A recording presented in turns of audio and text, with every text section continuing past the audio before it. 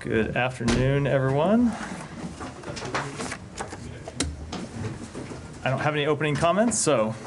Really? There's so Matt? much going on. And I expect And your you have questions will fully cover and you everything have and give me nothing- the chance to expound on all of those things. All right. Well, let's start with this warning to the Israelis about improving humanitarian aid deliveries into Gaza. What can you tell us about this? A few things. So first, Secretary did write, along with Secretary of Defense Austin, to the Defense Minister of Israel, Yoav Gallant, and the Minister for Strategic Affairs, Ron Dermer, on Sunday to make clear our concerns about the levels of humanitarian assistance that have been making it into Gaza. This was a letter we consider to be a private diplomatic communication that we did not intend to make public from our side, but now that it is public, I am happy to confirm it and speak to it to some extent. I think you have to put this letter in the context of our ongoing and long-lasting communications and concerns about the levels of humanitarian assistance that have made it to Palestinian civilians. If you go back to April, the Secretary wrote at the time to Minister Gallant to make clear that we had seen the levels of humanitarian assistance plateau, and then after they plateaued, start to decline, and made clear that at the time that the levels were unacceptable and that we needed to see Israel implement changes. They did make changes. The changes that they made caused humanitarian assistance to increase. We got up to somewhere between 300 to 400 trucks going in on some days to Gaza. But the thing that the Secretary also made clear at the time is that the increase couldn't be a one-off, that it needed to be sustained. And what we have seen over the past few months is that the level of humanitarian assistance has not been sustained. In fact, it has fallen by over 50% from where it was at its peak. So the Secretary, along with Secretary Austin, thought it was appropriate to make clear to the government of Israel that there are changes that they need to make again to see that the level of assistance making it into Gaza comes back up from the very, very low levels that it is at today. And the consequence, if they don't do that, is what? So I'm not going to speak to that today. Obviously, we made clear when we released our report that was mandated under National Security Memorandum 20 that there are provisions under U.S. law that require us to make certain certifications, and to make those certifications, we have to see that Israel is not arbitrarily denying humanitarian assistance making it into Gaza. When the Secretary made his conclusions under that report in April, he did so based on the changes that we had seen them put into place and the increased levels of humanitarian assistance. But of course, those levels of humanitarian assistance have to be sustained. Yeah, but what's the consequence? There are implications under U.S. law, under policy, that I'm not going to speak to here, largely because we hope that Israel makes the changes that the Secretary outlined in the letter. We have seen Israel make changes before, and when they make changes, humanitarian assistance can increase. And we have seen Israel just in the past few months work with humanitarian organizations to implement a polio vaccination campaign inside Gaza. So we know that it's possible to get humanitarian assistance into Gaza. We know it can be done. We know that the various logistical and bureaucratic obstacles can be surmounted. And so it is incumbent upon the government of Israel to surmount those challenges and get assistance in. I mean, you say that there are implications to it. I mean, obviously, under U.S. law, that's assistance. Is there specific assistance that come under scrutiny over this? So I don't want to deal with any hypotheticals. You are right that it's just a plain reading of U.S. law. If you look at the provisions of U.S. law, that we are required to conduct assessments and find that recipients of U.S. military assistance do not arbitrarily deny or impede the provisioning of U.S. humanitarian assistance. That's just the law, and we, of course, will follow the law. But our hope is that Israel will make the changes that we have outlined and that we have recommended, and that the result of those changes will be a dramatic increase in humanitarian assistance. Ultimately, we are focused on the bottom line here. It's just it. Humanitarian assistance had been low. The changes that we had recommended had gotten it up, and those levels have not been sustained, and so we need to see further changes by the government of Israel. I mean, obviously the timing of this I know you don't explicitly do politics, but there's an election coming up here. To what extent is that a factor? I mean, 30 days from now would be after the U.S. election. It's been a year since the conflict has been ongoing. The president has repeatedly warned Israel about assistance, about civilian casualties, with at best mixed results sometimes. This happened in just 30 days before the election. And to what extent was the election a factor in this? It is not a factor at all. The bottom line is we felt it was appropriate if we are making clear to the government of Israel that there are these changes that need to be implemented, that we give them an appropriate period of time to implement them. We didn't think it was appropriate to send a letter and just say this has to happen overnight. We give them make clear there's a short window in which we want to see changes because the humanitarian situation is so dire on the ground, but it is appropriate to give them some time to work through the different issues and find ways to get the level of trucks, get the level of food, water, medicine back up to acceptable levels. Yeah, Amira. Hi, Matt. So the 620I Foreign Assistance Act actually doesn't have the word arbitrarily. You say it's the law, but the NSM 20, which is a memorandum, has the word arbitrarily. So the Foreign Assistance Act says, when it's made known to the president that the government of such country prohibits or otherwise restricts directly or indirectly the transport of delivery of United States humanitarian assistance, it does not have arbitrarily. So given you are already saying humanitarian assistance is very low and putting in front of Israel a bunch of concrete measures on how to improve it, why are you waiting for another 30 days to implement the law? Because we believe it's appropriate to give them a chance to cure the problem. And international humanitarian law does make exceptions for certain, I'll give you an example. Dual-use items is a good example. If there are dual-use items that legitimately could be used as a military purpose, of course governments aren't required to let those dual-use items in, which is not to say that they can use that exception as a blanket restriction on anything that could be used as a dual-use item. For example, if there are military movements happening in a certain period of time, governments can restrict the provision of humanitarian aid during that period because obviously you wouldn't want to put humanitarian workers at jeopardy. So it is not accurate to say that there can be no restrictions. It's that those restrictions ultimately can't block civilians from getting the humanitarian access that they need. And that is what we're focused on doing. And so we think it's appropriate. Ultimately, let me just say, ultimately what we want to see here is results. This isn't about making a rhetorical statement. It's not about making any kind of threats. It's about seeing the situation reversed. And so that the civilians in Gaza who are not getting adequate access to food and medicine and other humanitarian goods today actually see, as a result of our efforts, a change in their daily lives. And that's what we're focused on achieving, and that's what we are trying to achieve through this letter. Sure, but I guess what I'm trying to get at, and I'll ask it again, is like, we've been at this for over a year now. You have made these warnings dozens of times, if not more, from this podium. Secretary has done it, President of the United States has done it, and yet we're here. Other outlets have reported, but Reuters has reported all the way back in April that officials from this department have assessed in internal memos that Israel, quote, is persistently and arbitrarily impeding aid in Gaza. So if the law is already being, if it's already doing it, why is the United States waiting?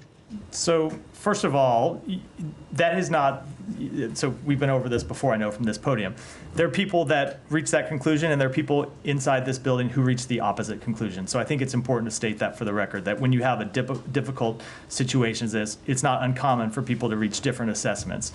Ultimately, if you look at the last year and our record of working to get humanitarian assistance into Gaza, what you've seen is the U.S. intervening at critical moments. Going back to October 12th, let's not forget that it wasn't October, it was October 16th.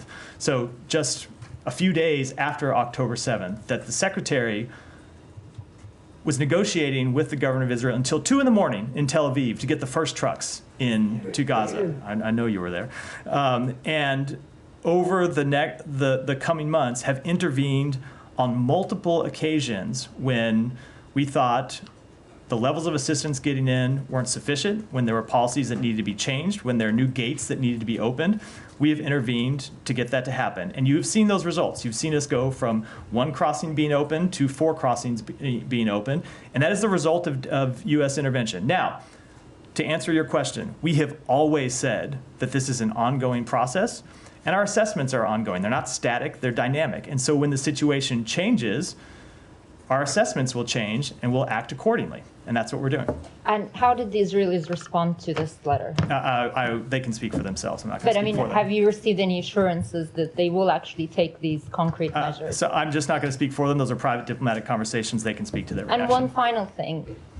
What is your message to the world when they question U.S. credibility in terms of following through? Because President Biden made a similar threat to cut off or restrict U.S. military aid in April if Israel carried out a major operation in Rafah. Regardless of what you call that operation, Rafah is now like a wasteland.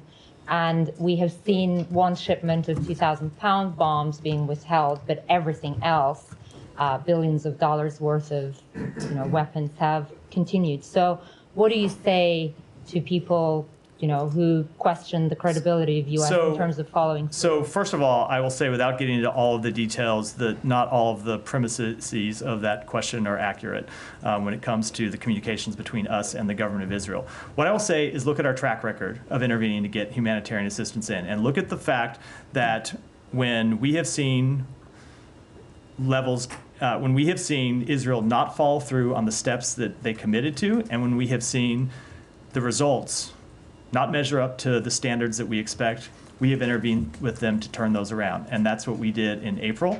And it wasn't just a letter from the secretary, it was also the president making this clear directly to the Prime Minister Netanyahu that we needed to see changes, and that our policy would be dependent on the changes that they made.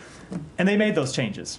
Now, what we also said is that the changes need to be sustained, and the level of humanitarian assistance needed to be sustained. And over time, we've seen the level come down, which is why we are going back in and making clear now that it needs to be reversed. Oh, sorry, one really final thing. You already said one more. I have to yes, go ahead. At the end of that letter, you also talk about establishing a new channel to raise civilian harm incidents, which sounds in a way incredible because it's been over a year. So can you elaborate a little bit on that effort? What kind of a channel you want to establish? And are you saying that, Israelis basically ignored the U.S. in all of the previous communications when U.S. raised its concern about civilian harm? I'm not going to speak to it beyond the language that's in the letter, other than to say that we continue to see Israel not taking sufficient steps to address civilian harm. And you have to look no further to understand that than the really horrific results over the weekend. Thank you, Matt. Does this building see any inconsistency between sending a sternly worded letter with a 30-day lead time about humanitarian conditions in Gaza to the Israelis while near simultaneously deploying an advanced anti-missile system with 100 U.S. troops to man it? No, of course not. We have always made clear that we are committed to the defense of Israel, and that's why you saw the president make the decision that he made, which I will let my colleagues at the Pentagon speak to in detail. But we've also made clear that there are provisions of U.S. law that we follow, and we will always follow those provisions. And part of that is expecting that the Israeli government fully comply with the requirements under international humanitarian law to make sure that humanitarian assistance gets into Gaza. Sure. I mean, and this is retreading territory that Humaira and Matt just raised with you, but I mean, 6 months ago, there were suspicions that humanitarian law was not being followed by Israeli forces. So why 6 months on, if the situation is similarly deplorable, do you suspect that situation is meaningfully changed? So you're right, it is a bit of a retread, and I hope you'll accept my apology for giving the same answer to No, the same question. Fine. I think it is important to be clear that it is because we saw the situation change. I think the premise of the question, the premise of Humaira's question, is that the situation has been static all along. It hasn't been static. When we intervened back in April to make clear that the level of humanitarian assistance getting in wasn't sufficient, we saw it increase. And we saw that increase sustained for a period of time, but then not long enough, and it came back down. And so we're going to respond to events as they happen. And when humanitarian assistance increases, and is an acceptable level, you won't see us raising those concerns. But when we see the situation on the ground that we've seen over the past few months, when we see the level of humanitarian assistance in September, the lowest it has been in any month since the war began, it's appropriate for us to intervene in this way. And to briefly address the flip side, I mean, the Israeli argument is that allowing this aid in provides fuel for Hamas. They run a protection racket, they get money, they get funds, essentially they think that taking this step is effectively choking off Hamas. Does the U.S. dispute that that is a reason why the Israelis are limiting this aid? So there are, without a doubt, security concerns inside Gaza that make it difficult to deliver aid, that has led to the looting of humanitarian assistance in some cases. But the answer to that is not to stop the flow of food and water that civilians depend on, and that little babies and children need to survive. That cannot be the answer to that problem. The ultimate answer to that problem is to establish a governing authority in Gaza that can provide safety and security for the Palestinian people of Gaza, that can provide safety and security for the delivery of humanitarian assistance, that can provide a long-term political path forward, as we have been making clear for some time. The answer absolutely cannot in any way be penalizing the innocent civilians who depend on this food, water, medicine to live.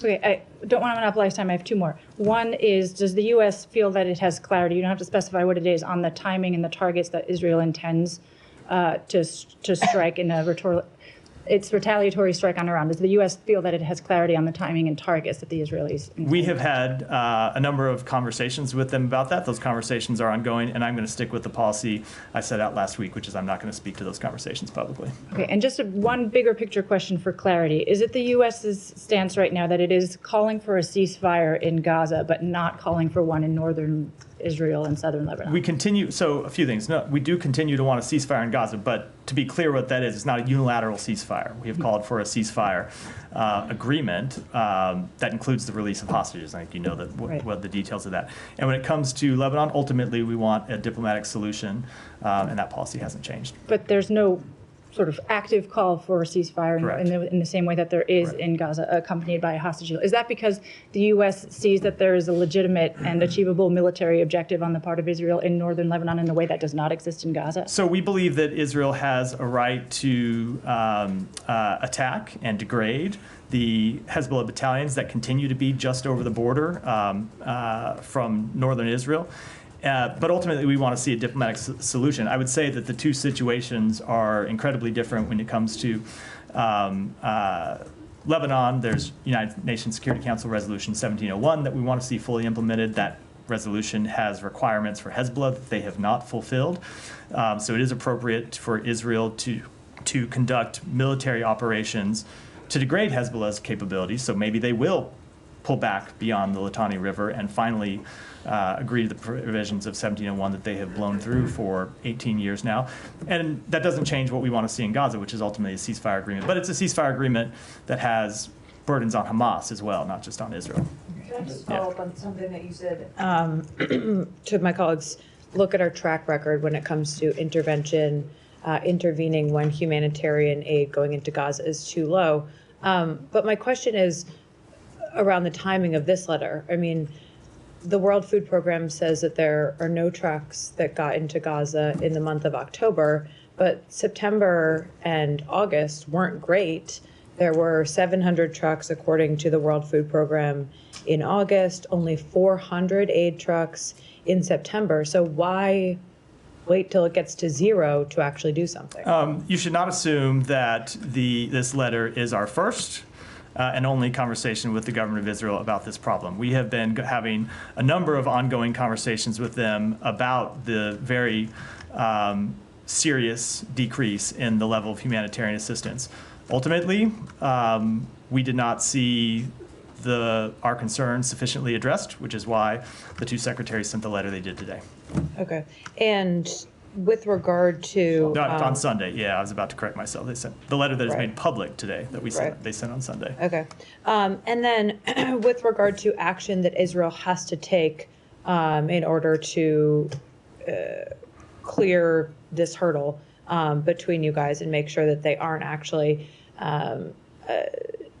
not abiding by humanitarian law here, do they have to take every single action that was laid out in the letter? I'm in not the going to next get 30 into days? that level of detail beyond what's in the letter. I think the letter speaks to it pretty clearly. It outlines the steps that we want to see them take.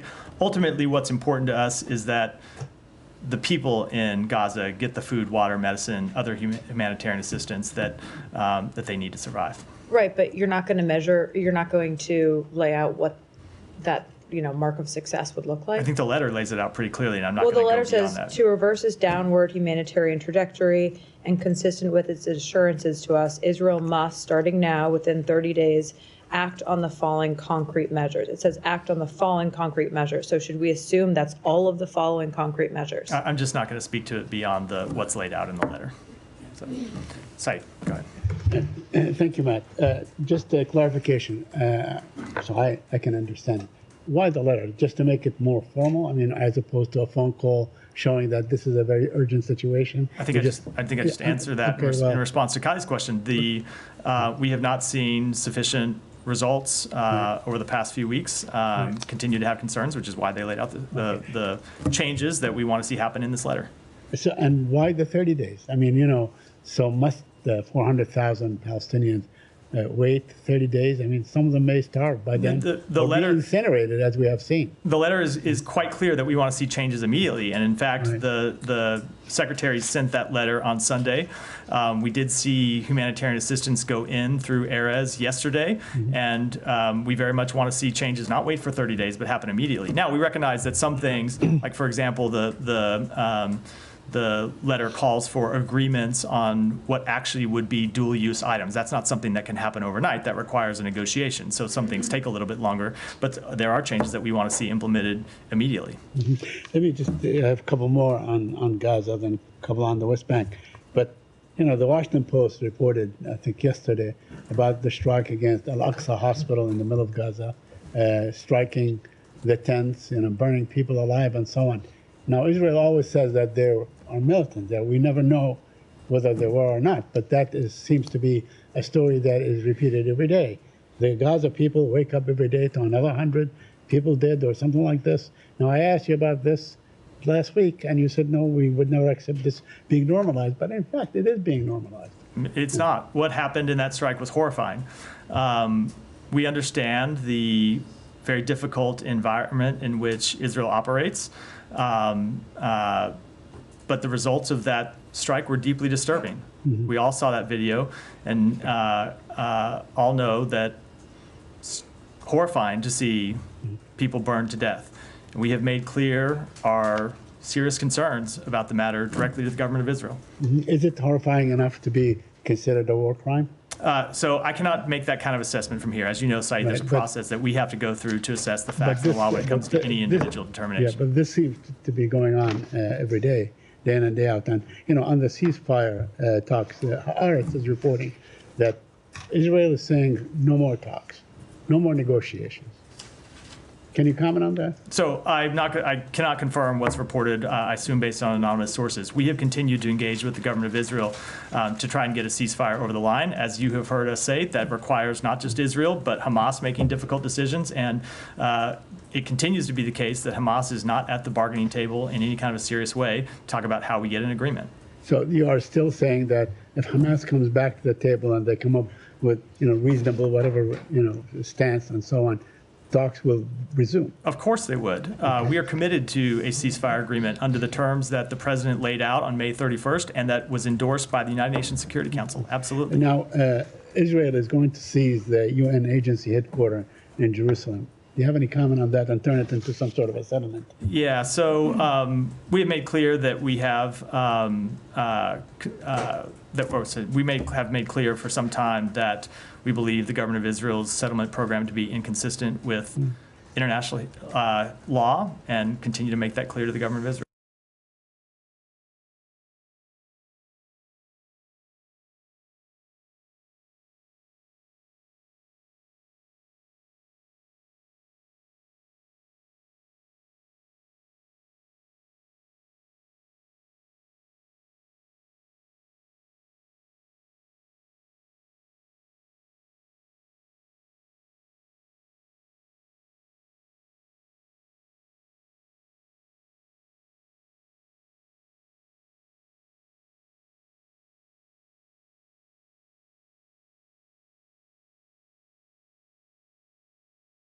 the West Bank than the one that they're pursuing now, not to mention in Gaza. Thank you. Thanks, Matt. So Israel killed at least 21 civilians in strike on Christian town in North Lebanon. And they were like displaced family rented this house so they can escape the horrific time where they lived in the south. Is it how Israel defending herself by carrying an attack in north of Lebanon in a Christian town that there's no existence of Hezbollah militias? So I can't speak to the circumstances around that particular strike, but obviously the loss of civilian life is extremely troubling, and we've made that clear to the government of Israel. Okay, there was a call between Secretary Blinken and Speaker of the House, Berry. Can you just give us some insight about this call that lasted 40 minutes? Sure. So the Secretary spoke to the Speaker of the Lebanese Parliament as well as to the Prime Minister on Friday to make clear that we want to see a diplomatic resolution to the conflict between Israel and Hezbollah, that we want that diplomatic resolution to include the full implementation of 1701, that we continue to support Lebanese institutions, including the Lebanese Armed Forces, which we see as a bulwark for stability in the country, and that we want to see Lebanon choose a new president, and that it's the Lebanese people and not anyone else that should make that decision. And he urged them to move forward with that process, as we have consistently made clear we want to see the government of Lebanon do. Okay, my last question. So there was like a warning from the U.S. Embassy to the American in Lebanon to leave soon as possible, and it might not be if commercial flights leaving the airport. Is that a message that maybe Israel could attack the airport? No, it had nothing to do with that, and it's not. It wasn't a question. It wasn't a question. The Lebanese people it wasn't a question about commercial flights. It was a question about the flights that we have been providing. So we have been providing these flights that the U.S. government organized for nearly 2 weeks now, and we have seen over the past 2 weeks a decrease in the number of American citizens and legal permanent residents and eligible family members who have taken those flights. We've now provided 22 of those flights, had somewhere around 1,250 people depart on them. And if you remember last week, I think the last time I came here with an update Wednesday or so, 1,100 people have departed. So in the flights that we've had since then, only 150 people Friday through the weekend got on these flights. So we've always said that we would conduct those flights as long as demand was there for it. And what we were making clear to American citizens that if you want to get on one of these flights, they may not exist forever if the demand isn't there. So please take one of these flights while they now exist. At the same time, I should note that we have continued to see capacity on Middle East Airways flying out of the country. Did you ever get an answer to the question of how much you guys are paying? I did not. Yeah, I did not. I don't know. No, Not per ticket for the cost of the flights. I don't know. Yeah. Can you re-up that? I will re-up it. Obviously, it varies based on the destination, but yeah, I can. Well, right, but how many flights did you say there were total? 22. Yeah. 22. And look, so we do provide these flights at significant cost to the U.S. government. If the flights are full, obviously the people on board the flights carry the vast majority, if not all, the cost. But you are right that when we have flights that are going out that are only filled by a handful of people, it is significant cost for the U.S. taxpayers, which is why we wouldn't continue to hold them. But that decision has not been made. It's not been made, but it's just we sent that warning today to make clear that we cannot run the flights in perpetuity if no one is flying on them, and this is an important and there continues to be sufficient capacity on commercial airlines, which there is today. Tom. Just to go back, you mentioned the video you were asked about, people burning in their tents, and you said that we had all seen that. Did the Secretary see that video? Yes, he did. And what was his reaction? His reaction was that it was horrifying. On what's happening in the north of Gaza, I mean, the letter talks about this a lot. What is your assessment of both, the tactics the Israelis are using and the impact on civilians? So I don't. What do you mean in assessment on the tactics there? What do you mean by that? Well, I mean, there's been quite a bit of reporting that the suspicion among Palestinians, for example, is that this is part of the so-called general's plan, that this is, some retired Israeli generals who had proposed the idea of effectively a siege where you force out civilians, and those who are left are effectively treated as militants. And the term they used was surrender or starve. Is that happening in your view? So I can't speak to what the intention of the government of Israel is in conducting these operations. They will have to do that. I can make clear that the policy of the United States is that there should be no forced relocation of people from Gaza, from northern Gaza, and that there should be no permanent occupation of territory in Gaza. And when it comes to the situation in North Gaza, the effect of not just the military operations of the past few weeks, but the closing of the gates in the north and the restriction on movement of aid from the south to the north, the effect has been extremely, extremely dire for people who live in northern Gaza. When you look at the situation, it's gotten extremely difficult all across Gaza, but that impact has been heightened in northern Gaza. We saw yesterday, for the first time in several weeks, Erez Gate open to get aid directly into the north. We want to see the route from Jordan that was up and running for some number of months, that was getting aid coming in directly from Jordan, delivered directly to the north. We want to see that reopened and sustained, and hope that will be that will happen in the coming days. That's one of the policy recommendations you saw that the Secretary lay out in the letter. And just to challenge a bit on the point that you said, you were asked repeatedly about the timing of the letter, and you said, well, because the situation's changed. But in a lot of ways, it hasn't. I mean, the letter talks about 1.7 million Palestinians in al-Mawasi who you say are at risk of lethal contagion. That has been a situation that has just been building up. I mean, it hasn't just happened overnight. And so there will be those who say you've had a year to write this letter, to issue such a stark warning to the Israelis. Why is it taking so long? So it hasn't taken. So that I completely reject the premise of the question, as I think you said. Well, you didn't say, but when you said you're going to push on me, I totally reject the premise of the question. We have intervened on numerous occasions. It's the point I made to Humera's question. In the days right after October 7th, the Secretary was in Israel having very difficult conversations with the Prime Minister about the need to let the first trucks come in across the border. And he was successful and got Rafah opened up for trucks to come across the border. We then had very difficult conversations with Israel about the need to open Kerem Shalom. And those conversations included the President, the Secretary, the National Security Advisor, others across our government. And we saw Kerem Shalom open. We saw over the course of months repeated examples of the U.S., not any other country, but the United States intervening and getting results. Now, what we have seen is a significant degradation in the amount of humanitarian assistance that's coming in. As I said in response to one of the other questions, shouldn't assume that the letter is our first intervention with the government of Israel about the situation just over the past few months. We have been making it clear to them that we needed to see results, and we haven't seen the results. And that's why we sent the letter that we sent on Sunday. Yeah, Alex. Thank you, Matt. May I ask you a regional question? Sure. Last week I asked you about I'll come to you next for reports about North Korea sending soldiers to fight in Ukraine on the side of Russia. President Zelensky raised his concerns about that, and there are new reports suggesting that they are actually already a few miles next to the border. And so there's some numbers circulating around 3,000 to 7,000. Do you have any response, any concern? We are concerned by the reports of DPRK soldiers fighting on behalf of Russia. If that's true, it would mark a significant increase in the relationship between those two countries, the relationship that you have seen develop over the past several months. It would also indicate a new level of desperation by Russia as it continues to suffer significant casualties on the battlefield. The EU has signaled sanctions that they're going to announce tomorrow.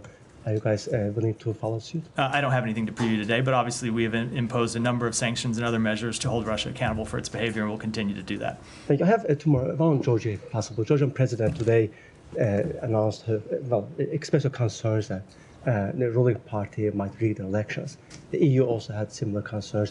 Is it your concern that they might rig the elections, and what are you going to do to prevent this from happening? So we want to see there be free and fair elections in Georgia, and we'll be closely monitoring in the days ahead. Thank you. Final one from me. Azerbaijan has pushed back on human rights concerns prior to COP. They said back off. We are going to listen to your concerns prior to COP. They also said that there will be no peace agreement. They don't expect it prior to COP. That's what the Secretary was hoping for. What is your response? Any reaction? So we wanted to see, we never tied the agreement to COP. We wanted to see a peace agreement between Armenia and Azerbaijan months ago, and have been pushing for a peace agreement and ultimately hope to get one over the line. But that's up to the two parties, not the United States. Michelle. Yeah, thank you, Matt. On Iran first, news reports said that Iran recently conveyed a message to the administration through a third country, saying that if the Israeli response to the missile attack is limited, Iran will see this round as closed. Can you confirm that? No, I'm not going to speak to private diplomatic conversations, real or imagined.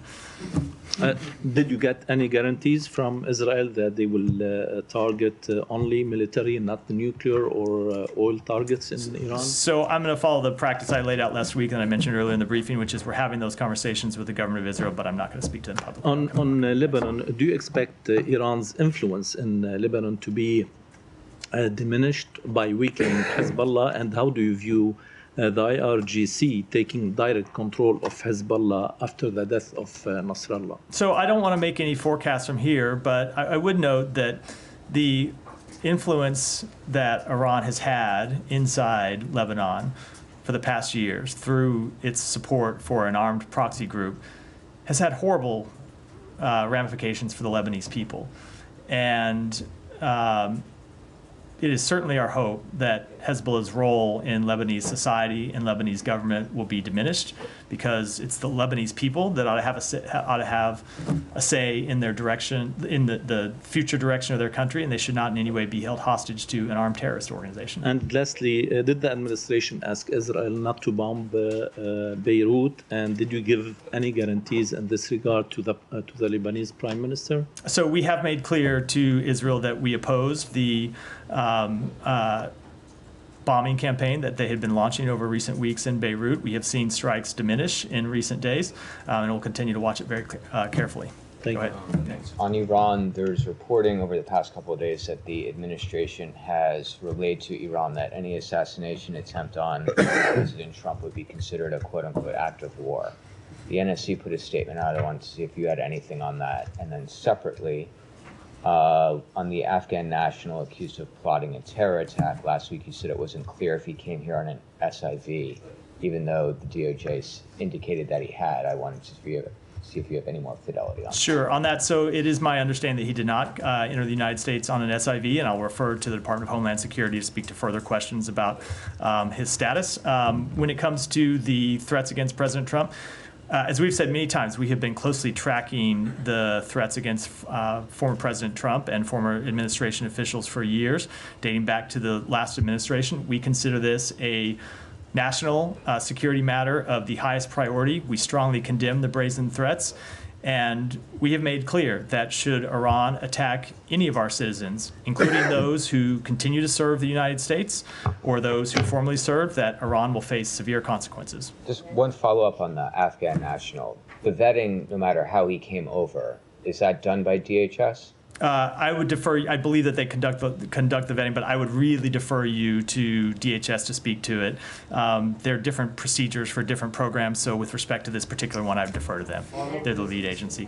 Sean, go ahead. Could I go back actually to a bit what Alex was saying about North Korea, but something different? How do you feel about North Korea bombing its own roads, or destroying its own roads? When you put it that way, we are monitoring the situation in the DPRK in close coordination with our Republic of Korea allies. We continue to urge the DPRK to reduce tensions and cease any actions that would increase the risk of conflict, and we encourage the DPRK to return to dialogue and diplomacy. So is this a step that raises tensions, bombing their It certainly doesn't do anything to alleviate them. Could I switch to a different topic? It's up to Sean if he wants to yield the floor. If not, I'll come to you next, Danny. India. I know you put out the statement yesterday about the Indian inquiry commission having a representative coming here. It was exactly at the same time, basically, that you put this out, that that the allegations came in Canada. Do you have any? First, I mean, do you have any general thoughts on India-Canada round two about what's taking place? First of all, I'd say that the timing of those was completely coincidental. When it comes to the Canadian matter, we have made clear that the allegations are extremely serious, and they need to be taken seriously, and we wanted to see the government of India cooperate with Canada in its investigation. Obviously, they have not chosen that path. You say the allegations extremely serious. You mean the long-standing ones? Canada, yeah. The long-standing ones. Yes, I mean. yes, correct.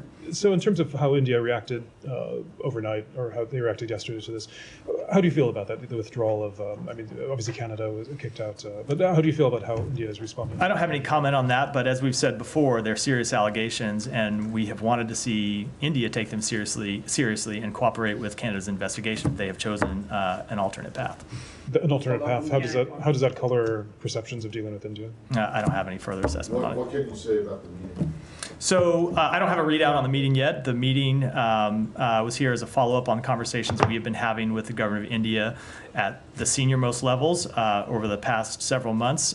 They have told us that they are taking the allegations seriously, that the activities contained in the DOJ indictment do not represent government policy. So the meeting that happened this week, or that was happening today by India's inquiry, was to discuss their active investigation into the matter, for us to update them on our active investigation into the matter, and to continue to share sides about steps that could happen in the days and weeks to come. All right, and I know you said this, but it's very hard to believe that the timing of your statement was purely coincidental on a day when there's massive events going on between I fully understand. Indians and I will the just tell you Canadians. that we were planning this the meeting was planned, and so the statement announcing the meeting was planned early last week, maybe end of the week before, well before we were aware of the actions that Canada was going to take over the past few days. So it is completely coincidental.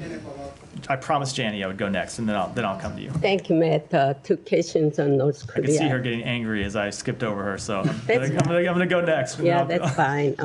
Two questions on North Korea. As you know, North Korea is making an unreasonable claim that South Korea was responsible for the drones infiltration into Pyongyang. And North Korea's Kim Yo-jong claims that South Korea is the main culprit and that the U.S. should take responsibility. Meanwhile, Russia defended North Korea, saying it violated North Korea's sovereignty and warned against using offensive force. What is the United States position, and how can you explain North Korea's escalation of tensions on the Korean Peninsula? So I would refer to the Republic of Korea to speak to the first part of the question. And when it comes to the actions by the DPRK, we have seen them continue to take steps that raise tensions, and we will continue to encourage them to take the opposite path, to reduce tensions and stop any actions that could increase the risk of conflict. Second question, North Korea eventually blew up the inter-Korean road while insisting on the theory of two countries, South and North. How would you comment on this? I don't have any further comment beyond what I said in response to Sean's question on the same topic a minute ago. Yeah, go ahead. On India, what makes you believe, when you arrived at a conclusion that India is not cooperating with the Canadians on the investigations? So I don't have any further comment on that beyond what the two countries have said publicly. We have urged them to cooperate, and will continue to urge them to.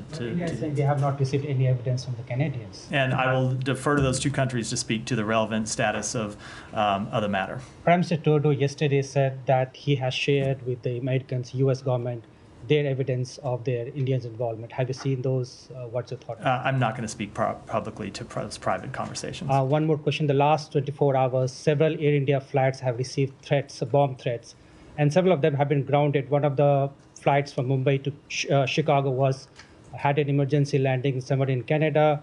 So, fighter jets were scrambled in Singapore for the flights. This comes after months of threats coming from several citizens in the U.S. that blew up the Air India plane coming from the U.S. and Canadian soil. How do you see that? Would you be taking action against those individuals who have been threatening for blowing up Air India planes? So obviously any kind of threats against commercial aviation are inappropriate and matters that are dealt with extremely seriously by our own law enforcement agencies, and I would refer to those law enforcement agencies. Will you take steps that such threat doesn't come from the U.S. anymore? Again, I will. I think it's a matter for law enforcement agencies, predominantly the Department of Justice, to speak to as a first instance. How these investigations are going to impact India-U.S. relationship? Which investigations? the one that has come today? The U.S., I didn't know if you were referring to these other questions or to the first one. So look, India continues to be an incredibly strong partner of the United States. We work with them on a number of matters, including our shared vision for a free, open, prosperous Indo-Pacific. And when we have concerns, we have the kind of relationship where we can take those concerns to them and have very frank, candid conversations about those concerns, and that's what we've been doing. And one final question, is India cooperating with the U.S. in parts of investigation? So I'm not going to speak to the matter publicly. That's a question that, again, when it comes to the investigation itself, ought to be handled by law enforcement, so I'd refer you to the Department of Justice. Thank you. Just to follow up, I'm just curious about one thing you said. Earlier, we've made clear to Israel that we oppose the bombing campaign over Beirut.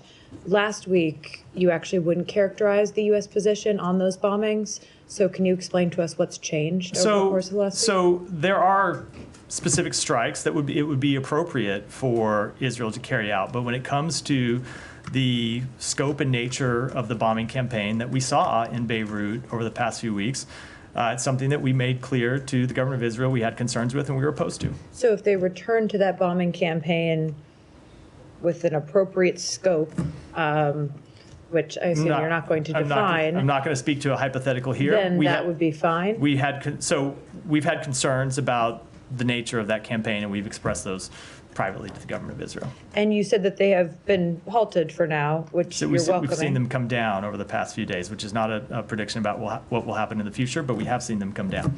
Will there be implications for Israel if they don't continue to stay at the levels they're at? I just don't want to speak to hypotheticals.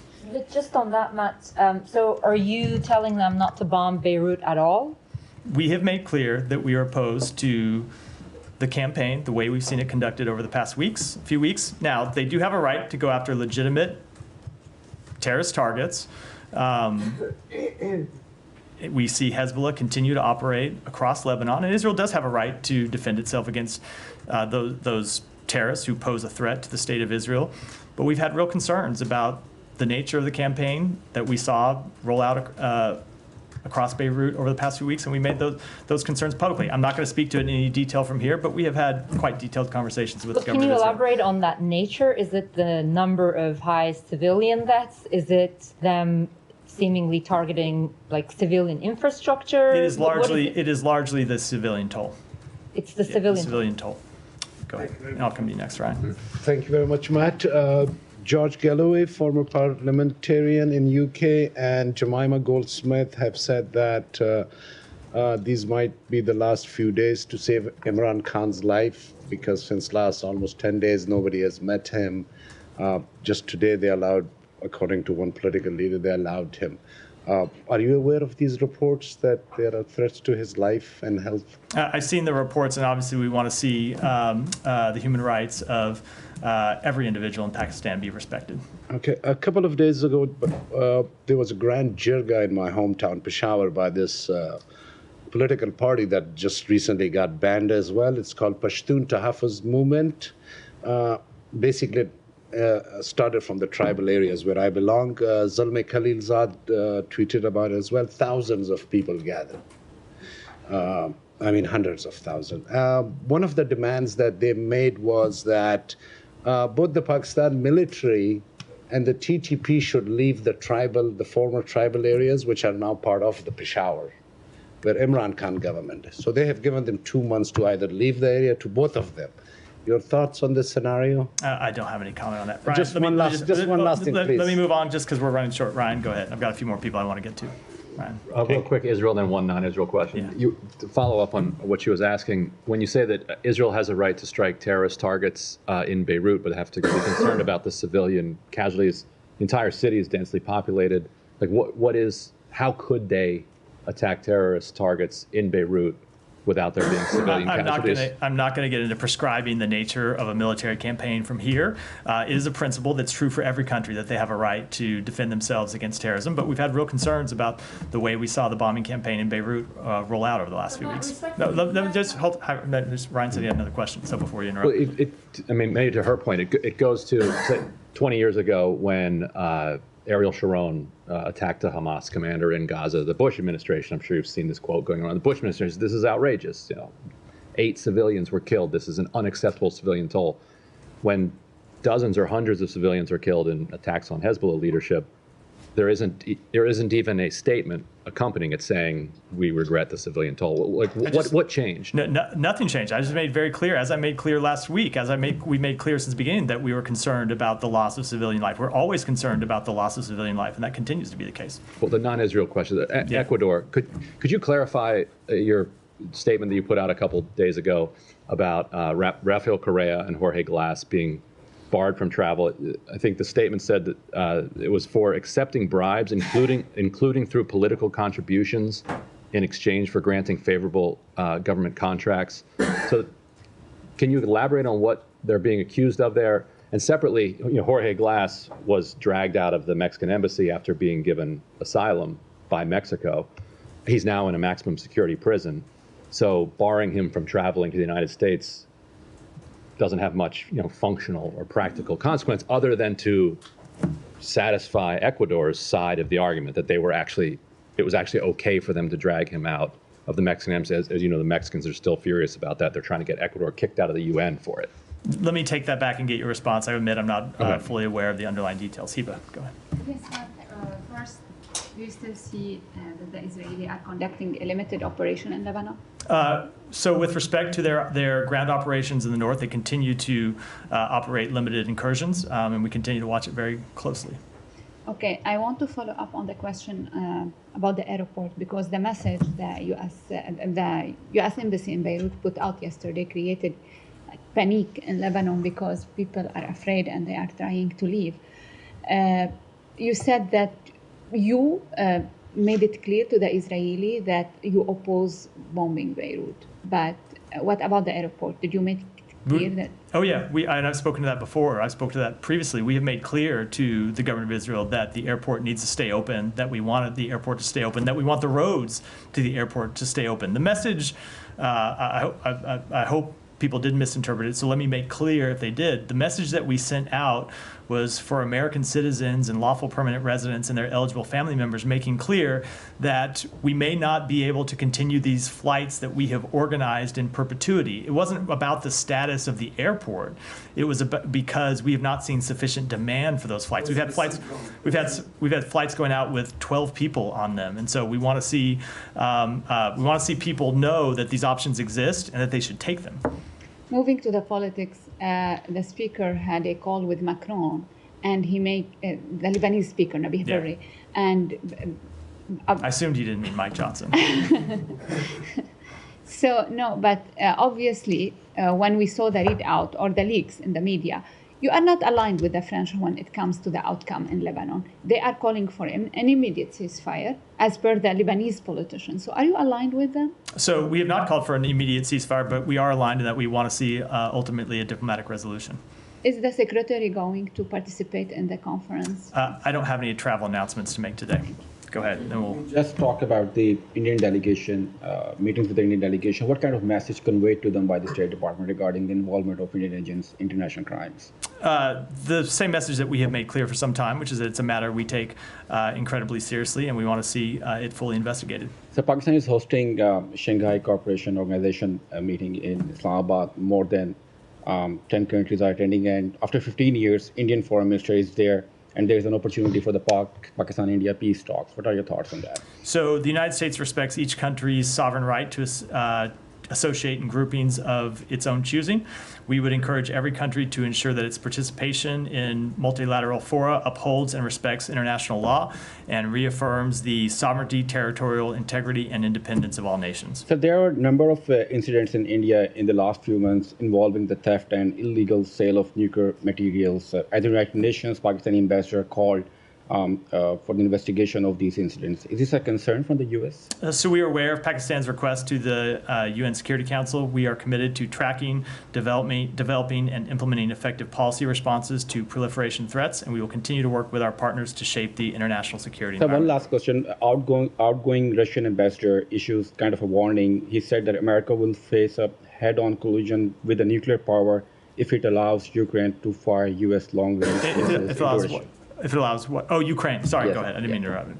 So what is your response on his statement? So I think it's inappropriate for Russia to continue to make these kind of statements, as we've said for some time. Thank you, Matt. One of the people the world saw burned alive by the bombing at the Gaza hospital was Shaban Al-Dalu, a 19-year-old engineering student who was still attached to an IV drip recovering from a previous bombing. And his story kind of speaks to how this isn't just about one attack. A 19-year-old having to provide for his family, repeatedly displaced, brought to hunger, bombed twice in a matter of days. This is a year, and this isn't out of nowhere. So how many more patients burned alive by U.S. We don't want bombs to see until any. US is enough? No, we don't want to see any. Well, I guess the U.S. has said, again and again, that no civilian loss is acceptable. 10,000 deaths ago, 20,000 deaths ago, and yet it's continued. So how does this answer mean anything without a policy shift? It is an incredibly difficult environment that Israel operates in. And I'll just make clear the thing that question leaves out, as often happens, and I understand why, is the burden that Hamas bears. And not just the burden that Hamas bears by hiding behind humans and using humans as civilian shield, but the burden that Hamas bears in not coming back to the table to try to get to a ceasefire. So Israel needs to do more to minimize civilian harm. Hamas needs to stop hiding behind human shields. Both of those things can be true. Both of those things are true. And ultimately, the horrific human toll over the past year is why we continue to push to get to a ceasefire, and why we want to see both sides agree to a ceasefire. If Hamas is an idea as much as a military force, how is continuing to kill tens of thousands of people already suffering from pre-existing apartheid going to defeat that idea? We have always made clear that you cannot defeat an idea through a military campaign. You can defeat Hamas's military wing, you can degrade Hamas's capabilities, but there has to be a political path forward for a future in Gaza without Hamas, and we've made that clear for the past year. And then just to Humera's question earlier on the U.S. asking Israel for a new channel of communication about civilian harm, how has the U.S. and Israel been discussing civilian harm incidents up to this point, and why hasn't it taken a year and at least 42,000 people killed for the U.S. to consider that its approach for relying on Israel to stop hurting civilians is just insufficient? We have long made clear that we want to see changes in their behavior. We haven't seen sufficient changes, and which is why we continue to press them. And with that, we're going to wrap for today. Thanks, everyone. Thank you, Matt. Thank you. Today, my goodness. Thank you.